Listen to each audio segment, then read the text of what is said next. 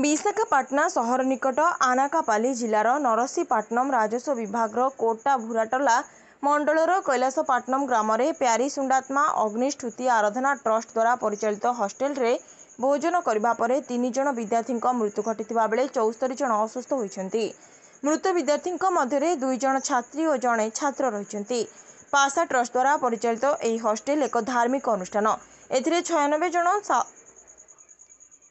पासा ट्रस्ट द्वारा परिचालित एही हॉस्टेल एक धार्मिक अनुष्ठान। एथिरे 96 जन आदिवासी गरीब छात्र छात्री रहउछन्ति एवं प्रत्येक सप्ताह रे समस्त विद्यार्थी को नहीं गोटे साधारण सभार आयोजन करा जायथाय।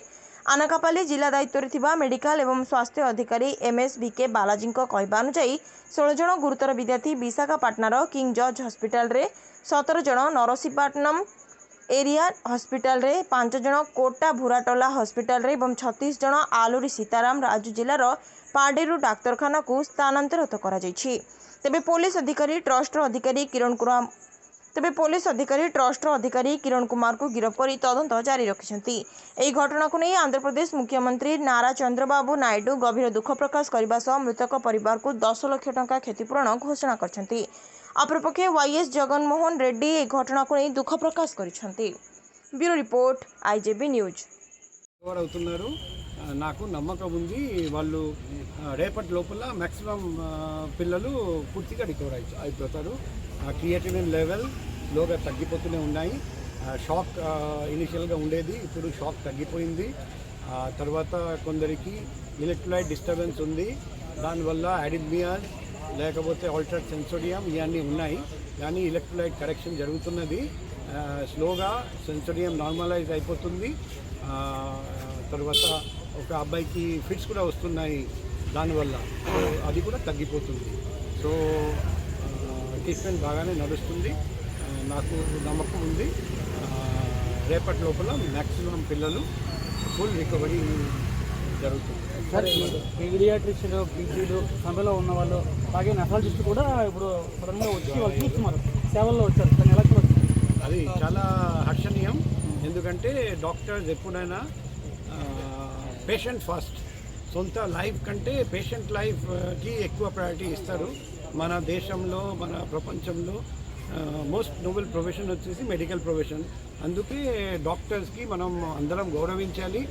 అండ్ డాక్టర్స్ వచ్చేసి నెక్స్ట్ గాడ్ అని మన ప్రపంచంలో ఎప్పుడైనా మనం ఆ విధంగా ఆలోచించాలి. ఎందుకంటే భగవంతుడు కాకుండా లైఫ్ గివర్ ఎవరైనా ఉంటే డాక్టర్స్ మాత్రమే దే క్యాన్ గివ్ లైఫ్. వాళ్ళు కాకుండా ఇంకెవరు లైఫ్ ఇవ్వలేరని మనం అందరం గుర్తుపెట్టాలి. సార్, ఈ కోల్కతాలో జరిగిన సంఘటన ఆధారంగా హాస్పిటల్స్ ఏవైతే ఉన్నాయో వాటి మీద సెక్యూరిటీ పరంగా ఎటువంటి దృష్టి పెట్టారా? ఎట్లా ఇన్సిడెంట్ జరిగిన వెంటనే మేము కేజీఐ సుబ్బంట్ గారికి ఫోన్ చేసి మేము ఇమీడియట్గా కేజీఐకి రావాలి, ఆ సెక్యూరిటీ లోపల గురించి నాకు కంప్లైంట్స్ వస్తున్నాయి, స్టూడెంట్ తరఫున డాక్టర్స్ తరఫున వచ్చి చెక్ చేయాలని చెప్తే ఆయన వెంటనే స్పందించి ఒక రోజు మీటింగ్ పెట్టారండి. ఆ రోజు doctors, undergraduate students, postgraduate trainees, paramedical staff, private security guard, ఇచ్చిన ఏజెన్సీ, తర్వాత management, superintendent KGH and principal AMC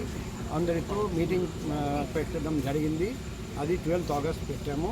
తర్వాత 2 days బ్యాక్ నేను రాత్రి పూట వచ్చి మొత్తం hostel premises, college premises, hospital premises అన్నీ తిరిగి ముఖ్యంగా lighting, number 2 CCTV camera installation, footage 24/7 monitor చేయడం, నెక్స్ట్ వచ్చేసి ప్రైవేట్ సెక్యూరిటీ గార్డ్స్ చాలా చోట్ల పెంచడం, నెక్స్ట్ కొందరు సరిగ్గా పనిచేయడం లేదు ప్రైవేట్ సెక్యూరిటీ గార్డ్స్, వాళ్ళను మార్చేసి ఎవరు అంకిత భావంతో పనిచేస్తారు, ఫిజికల్గా ఫిట్, మెంటలీ అలర్ట్, తక్కువ వయసు ఉన్న వాళ్ళను గుర్తించి అటువంటి సెక్యూరిటీ గార్డ్స్ డిప్లాయ్ చేయడం.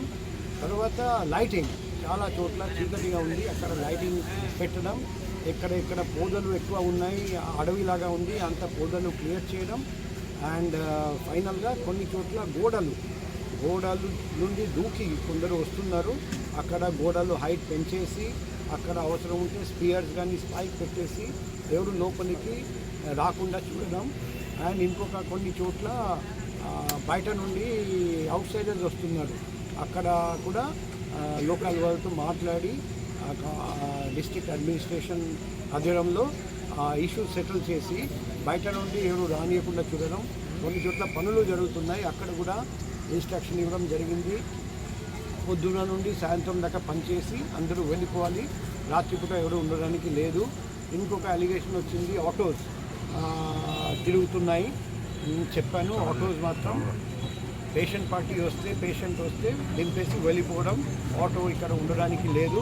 అదే మాదిరిగా ప్రతిరోజు రాత్రిపూట police plus private security gourd కలిసి పెట్రోలింగ్ మొదలు పెట్టడం జరిగింది. ఇక్కడ అవాంఛనీయ సంఘటనలు జరగనీయకుండా చూడడం మా బాధ్యత.